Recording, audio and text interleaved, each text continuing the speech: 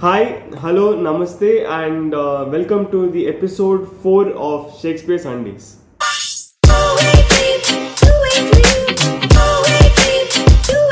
Before we get on with the video, I would like to wish you all a very happy Diwali. And it's probably late to tell you all this, but I would like to address a small issue during Diwali. So during Diwali, we all like to burst firecrackers. Of course, we all like to have fun, but also we need to keep in mind the disasters or the problems that it causes to the environment and to the animals near you. So bursting firecrackers, first thing it makes a lot of noise. So it's a source of noise pollution, and also it's a source of air pollution as well. And if you notice that stray dogs are near it's actually very dangerous to animals because those loud, quick bursts, they are commonly distressing to many dogs. They can cause irreversible ear damage, including tinnitus or loss of hearing. So it's better to keep your dog at home or in a quiet place. You can also play music to mask the sound of the firecrackers bursting. So please keep in mind, they're dogs, they're creatures like us, they are living beings just like us.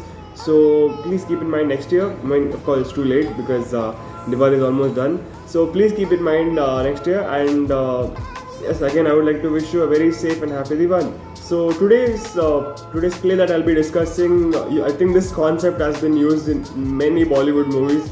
It's pretty much the same concept, and it's a romantic play as well, and a tragedy as well.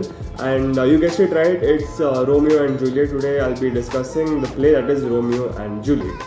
Romeo and Juliet's story is still relevant today as people in society and religion have similar experiences with what they went through.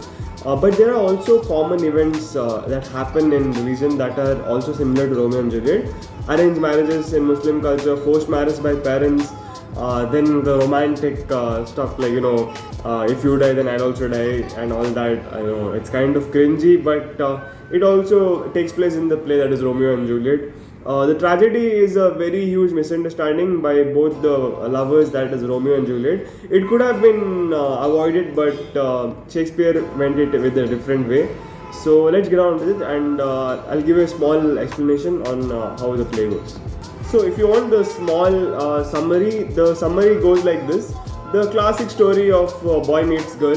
Every Bollywood movie ka plot it is. Every single Bollywood movie has the same plot as Romeo and Juliet kind of. And it's a classic boy meets girl. The girl's family hates the boy's family hates the girl's family. Then there's a twist. The boy kills the girl's cousin, and then finally the boy and girl kill themselves. So that's pretty much the plot. And if you want a detailed summary, just move on to the next part. Act 1. Romeo and Juliet begins as the chorus introduces two feuding families of Verona, the Capulets and the Montagues. On a hot summer's day, the young men of each faction fight until the Prince of Verona intercedes and threatens to banish them. Soon after, the head of the Capulet family plans a feast. His goal is to introduce his daughter Juliet to a count named Paris, who seeks to marry Juliet. Montague's son Romeo and his friends Benvolio and Mercutio hear of the party and resolve to go in disguise. Romeo hopes to see his beloved Rosaline at the party. Instead, while there, he meets Juliet and falls instantly in love with her. Juliet's cousin Tybalt recognizes the Montague boys and forces them to leave just as Romeo and Juliet discover each other. Act 2. Romeo lingers near the Capulet house to talk with Juliet when she appears in a window. The pair declare their love for one another and intend to marry the next day. With the help of Juliet's nurse, the lovers arrange to marry when Juliet goes for confession at the cell of Friar Lawrence. There, they are secretly married. Act 3. Following the secret marriage, Juliet's cousin, Tybalt, sends a challenge to Romeo. Romeo refuses to fight, which angers his friend Mercutio, who then fights with Tybalt. Mercutio is accidentally killed as Romeo intervenes to stop the fight. In anger, Romeo pursues Tybalt, kills him, and is banished by the prince.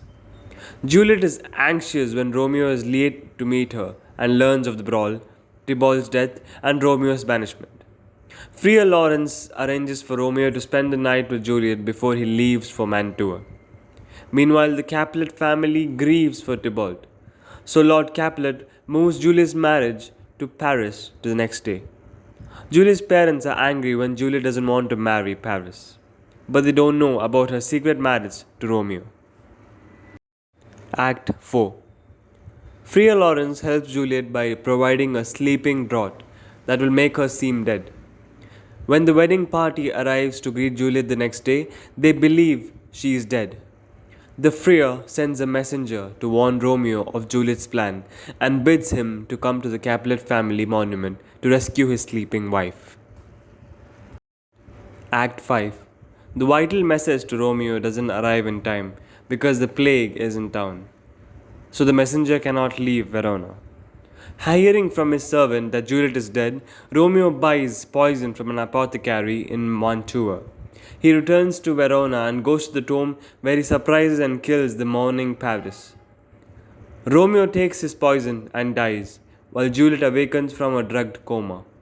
She learns what has happened from Friar Lawrence, but she refuses to leave the tomb and stabs herself. The friar returns with the prince, the Capulets, and Romeo's lately widowed father. The deaths of their children lead the families to make peace, and they promise to erect a monument in Romeo and Juliet's memory. So now I would like to discuss the 7 different themes that is in the play Romeo and Juliet. So the first one is history versus the present. So the first thing that strikes one is the feud. So mentioned in the prologue as ancient grudge. Here we have a story about happy, carefree young people living in the modern world and enjoying it. The action moves very fast. All that is set against something that happened in the far distant past, an ancient grudge, and on the level, time is moving very slowly. There is constant mention of time in the text. The nurse recalls Juliet's early childhood, contrasting it with her young adulthood, using a crude reference to her current sexual maturity. Romeo imagines his life as a long sea voyage that ends in a shipwreck, in contrast to the piece of life he is living in the present. So the fast-moving, optimistic life of the moment against the power of a toxic history and how it affects the present is a major theme. So you can see that Romeo and Juliet's family, they hate each other. That is, they have an ancient grudge, which focuses on how their relationship moves on. The next theme that I would like to discuss is light and dark. The interplay of images of light and darkness often placed together bring the text to life with illumination and shadows. Flashing and sparkling eyes, jewels fire, lightning, stars, exploding gunpowder, torches, the sun and the moon are set against images of night, smoke, clouds and a pitch black tone. The images, many of them of celestial bodies, connect with the prologue's assertion that these are star-crossed lovers. That is, through the astrological sense, Romeo and Juliet are meant for each other through the stars. So that is a reference. The struggle of bright young hopes against the inevitability of the dark tome is an important theme. So, in the midst of the brightness of youth, we are constantly reminded in the way that Shakespeare juxtaposes those images with images of darkness and of the closeness of death. Third theme is fate and free will. So the prologue refers to the lovers, that is Romeo and Juliet, as star-crossed lovers. The belief that fate determines human life reverberates throughout the play. Fate versus free will is a theme here. So Romeo and Juliet struggle to break free of the threats that fate represents, expressed in their dreams and premonitions and the imagery throughout the text. Romeo is frustrated by the intervention of fate. At every move he makes to assert his free will. So he says in one of the lines that, "Oh, I am fortune's fool." That is, he cries when he realizes that he has killed Tybalt. When he hears of the death of Juliet, he shouts up to the heavens, "This, then I defy you, stars." He says that, "I hate you, fate. Because in our lives, whenever we want something good to happen, or whenever we are going to acquire something nice or something optimistic, very optimistic, right? Something negative happens and totally ruins our mood, totally ruins our behavior and otherwise. So we blame, in Kannada we say karma. So and in Konkani we say "Tuja matar kale borela," like that. So as you can say that what is written on your forehead is what you're gonna get. As in, fate is very important. What your destiny tells you is what you're going to receive. That is, you cannot escape your destiny. So that is what Shakespeare is trying to say here. That is, life is a fight between fate and free will. Life is a fight between fate and your own free will, that is your own decisions. But I actually disagree with that, because life is in your own hands. Fate, I don't believe in fate or destiny. You can change or you can mold your own destiny and your future with your own hands, that is with your own free will. The decisions that you make in your life will give path to your destiny and your future. So the next theme is love and hate.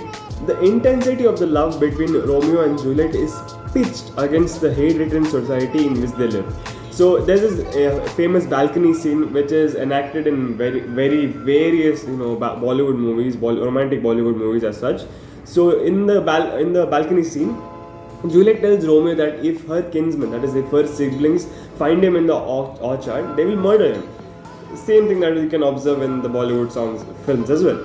It is that hatred that is going to destroy them. Not only them, but Mercutio, Tybalt and Paris as well. So the hatred generated by the ancient grudge is just as intense as we see from the emotional behavior of Tybalt as the intensity of the love between Romeo and Juliet. The next theme is death and hate.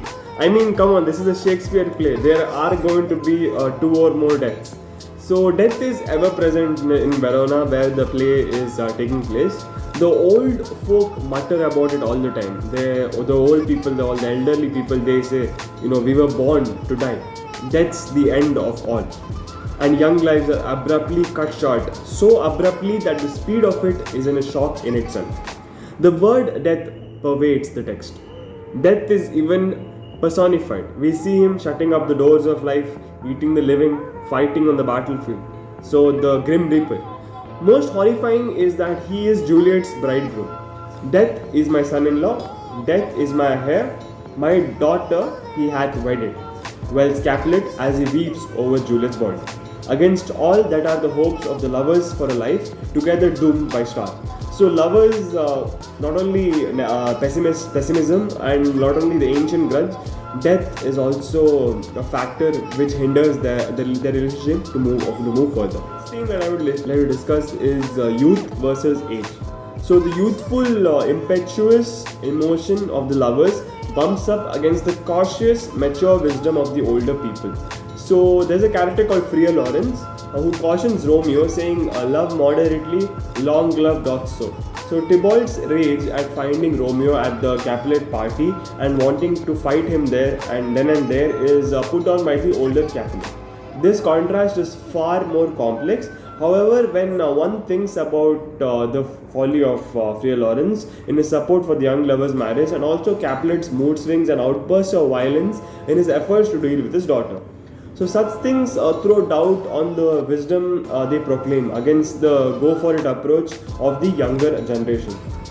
This is a major exploration of the relationships between the generations and feeds strongly into the time theme. So the youth, they are not mature or they don't have patience. That's what the general idea is. But in here, it's the total opposite. Here, Capulet, who is Juliet's father, and he gets into a very bad mood swing and is always on the go. And in the party, he challenges Romeo, saying that let's have a duel, let's fight. And whereas Romeo is like, no, let me take my time, get to know this lady, and then let the relationship go on. So it's the total opposite of what society claims. Society claims that young people are very energetic and they don't have any patience and they don't take any time. But it's totally opposite in this way. And I also believe in the same thing. The final theme is language versus reality. This is one of Shakespeare's main thematic interests in all of his plays. He was intensely interested in the uneasy relationship between the worlds that we used to describe things and what those things actually are in reality. So Shakespeare loved uneasy relationships and the relationships that don't go well, which work perfectly for his plays. So in this play, that is Romeo and Juliet, here Romeo is described as Montag. The word Montag, it creates a product of prejudice and hatred for the Capulets, that the family that Juliet belongs to.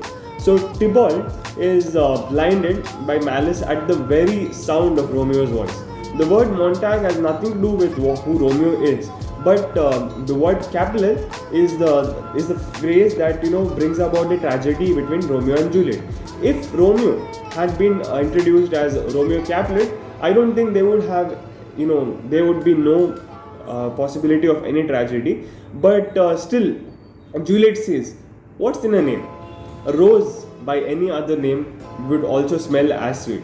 So what Juliet says is that take a rose, give it a name, it'll smell sweet. Take another rose, give it another name, it is still gonna smell the same as the previous rose. So she says that name is not that important. It's the character, it's the personality of the person that is important. So in simple words, she says, don't judge a book by its cover. Just because Romeo belongs to the Montag family does not mean that he is a bad person. As I mentioned before, Montag and Capulet family, they have ancient grudge, as in they hate each other. So here, if Romeo had been introduced as Capulet, there wouldn't have been any problem or any possibility for a tragedy. But since he's a Montag, the Capulet family, that is Juliet's siblings and father, they hate Romeo, and they even challenge him to a duel just to kill him off. So as we say, please not judge a person, by his cover or by his name or by his outer looks. Always, just don't judge him at all. To be honest, just get to know the person. Take your time, and you will know. From the outside, he might look like he's unapproachable and he's very, negative. He has a negative mentality, but not exactly. There are people who have a very good personality, who are very nice, and who are good listeners. So in order to find the good in one person, never judge him, but get to know him. And so the ending of the play goes like this. So Juliet takes this sleeping pill of sorts, and she waits for Romeo to come and rescue her. So she takes a few sleeping pills, and the people around her assume that she is dead, but she's not actually dead. The message that she's not dead and Romeo has to come rescue her, that message does not reach Romeo. So Romeo does not know about this, and he thinks Juliet is actually dead. So when he comes to visit her near the grave, he takes actual poison and he kills himself. And as Juliet wakes up and she finds that Romeo is dead, she stabs herself with a dagger and she kills herself. So the moral of the story is, make sure the person is dead. Actually, I'm joking. The moral of the story here is actually, do not judge a book by its cover, or don't judge a person just by his outer looks, just by his family name, or just by his outer looks and outer personality. Always talk to the person, get to know him, and please not judge him, because that's ultimately going to cause problems.